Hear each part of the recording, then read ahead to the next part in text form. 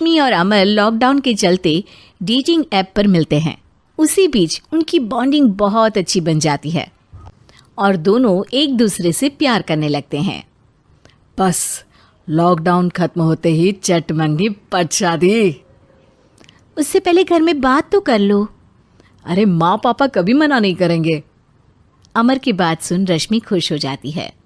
ऐसे ही दिन बीतते हैं और देखते ही देखते लॉकडाउन खुल जाता है, जिसके अगले ही दिन अमर अपने परिवार के साथ रिश्ता लेकर रश्मि के घर पहुंच जाता है।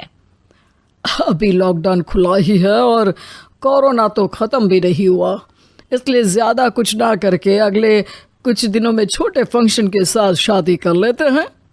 अमर के पापा की बात पर सब सहमत हो जाते हैं। कुछ दिन बाद दोनों की शादी हो जाती है और रश्मि अपने ससुराल पहुंच जाती है।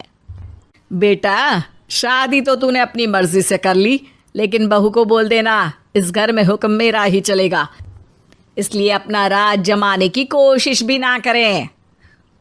माँ, रश्मि को यहाँ सिर्फ प्यार, आशीर्वाद और अपनापन चाहिए, पैसा या राज नहीं।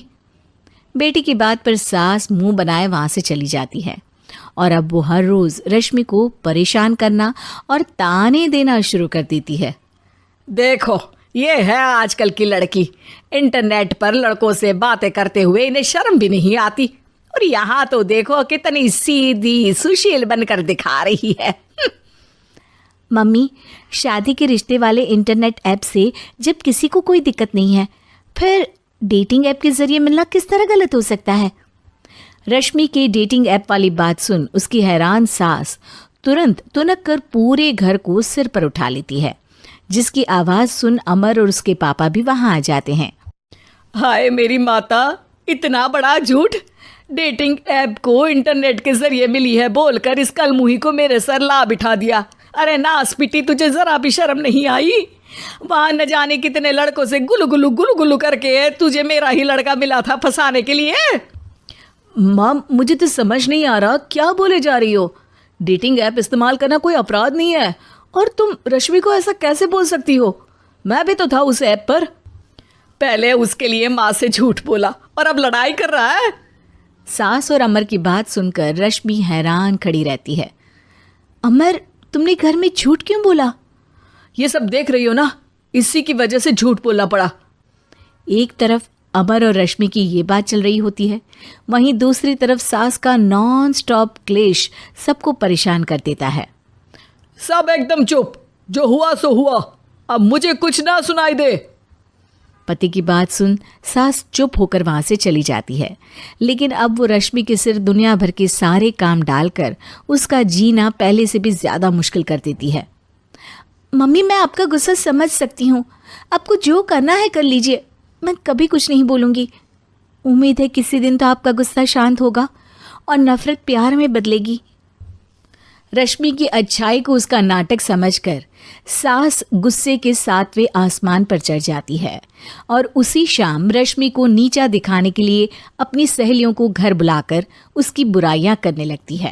अरे कौशल्या, क्या बताऊं, आजकल के बच्चे ना बहुत एडवांस हो गए हैं।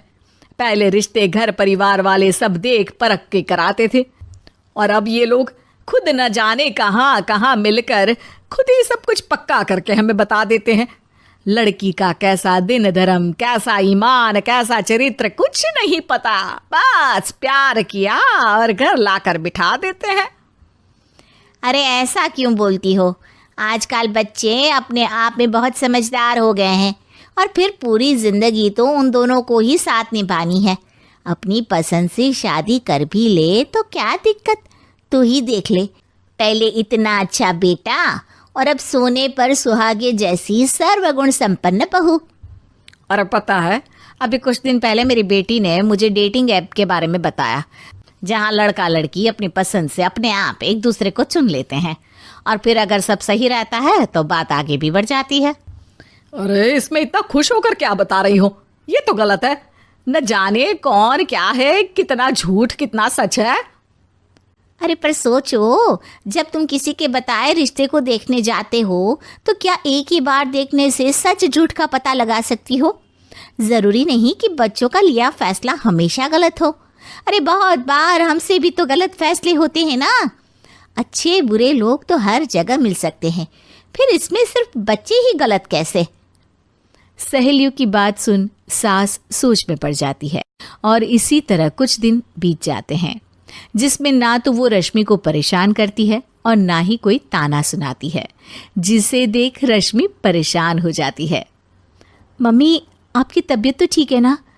कुछ दिनों से देख रही हूँ आप मुझे कुछ बोलती ही नहीं।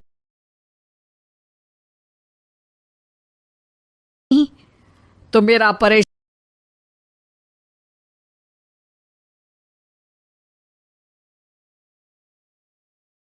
करना ज्यादा अच्छा लगता है क्या? नहीं, आपकी शांति उससे ज्यादा परेशान कर रही है। शांति इसलिए है क्योंकि मुझे एहसास हो गया है कि गलत तुम लोग नहीं, मेरी सोच है। प्यार तो एक सुंदर एहसास और शादी खूबसूरत साथ है। अगर ये साथ सच्चा है तो कहीं पर भी किसी भी तरह जुड़ा हो उससे कोई फर्क नहीं पड़ता। आप कौन है? इतनी अच्छी बातें मेरी पत्नी तो नहीं बोल सकती। क्या आप भी?